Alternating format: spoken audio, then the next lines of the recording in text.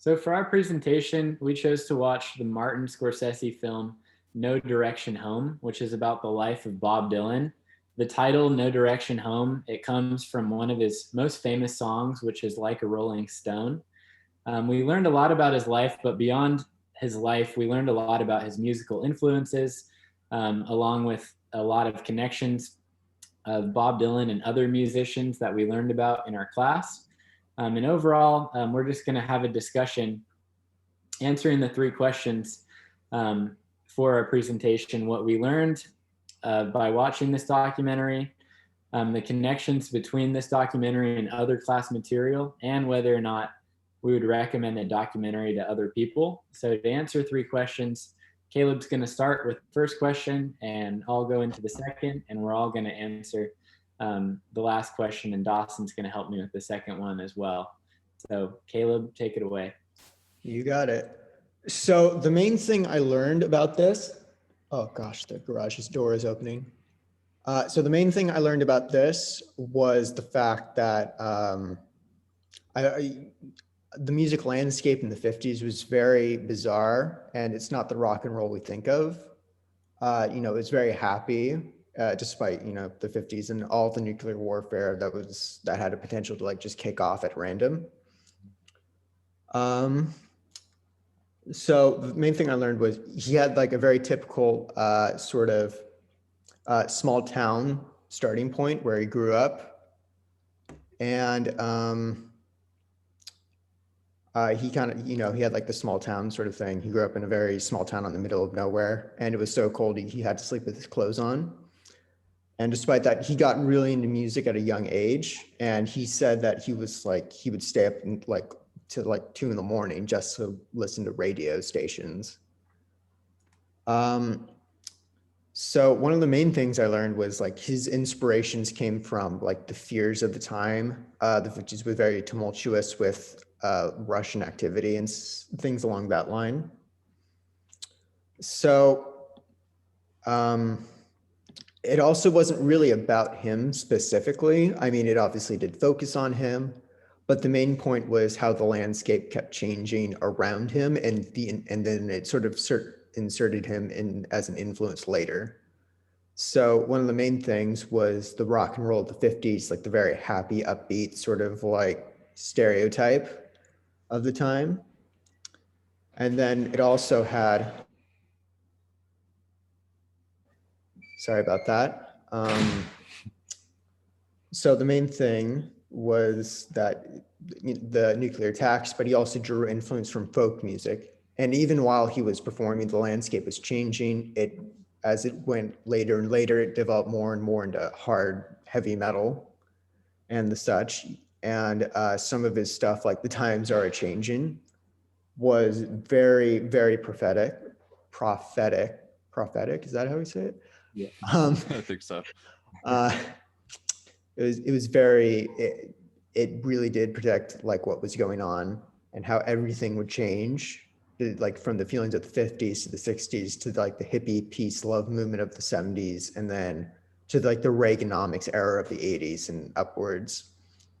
So it was very interesting to hear that. And the best part was Bob Dylan wasn't even a contributing factor of that. He definitely influenced it a lot, but a lot of it was more, it was impacted by a lot more than just Bob Dylan. And I feel the documentary did a good job of explaining that to everybody. So yeah, that's what I learned, what I thought was the most important parts. That's very true. One of like my favorite lines from the film that I noted is when Bob Dylan, he's talking about like the cultural landscape, and he's talking about kind of the music culture of the time, and he says that it was all mixed together like a blender. So all these different contributing factors that came in to create the music, the iconic music that we associate with his time period. And he was talking about other music, he was talking about other musicians being mixed, but at the same time, I think indirectly he was talking about himself, because he himself, I think, is like an amalgamation of different music styles, different ideologies that came in. I mean, enjoyed listening to Pete Seeger, who is seen as a communist at the time, but Bob Dylan seemed to not care at all. Bob Dylan was like, I don't really label people that way, and I don't see people in that lens. Bob just saw good music. Um, and all of this basically ties into everything else that we learned in other class material. From the very beginning, we learned in the film that he was very, very influenced by Hank Williams. And at first, this was kind of surprising to me. But Hank, he's called the hillbilly Shakespeare because his like use of like literary techniques is like amazing. He's like a genius. And a hillbilly at the same time, known by a lot of just country artists. And Bob Dylan really took to that style of music, and it's what like allowed him to learn to play guitar and to sing through Hank Williams songs, along with Woody Guthrie, which we learned about in the class too. That totally ties into our other class material. That was one of the early influencers and really the staple of folk music as a whole. Before Bob Dylan was Woody, and I think like Bob definitely became a replacement or a name that we would revere in folk and in all styles of music, really, because he expanded to so many. One of like a really cool fact that I learned from the film that I thought was just amazing, and it totally relates to other class material, is his friendship to Johnny Cash. And Johnny Cash, as we learned, he's like really big into country as well as like that rockabilly sound, which rock and roll eventually came out of. But he was friends with Johnny Cash, would play with him. Johnny covered one of his songs. And one of the coolest things that I learned is that Johnny gave Bob Dylan one of his guitars.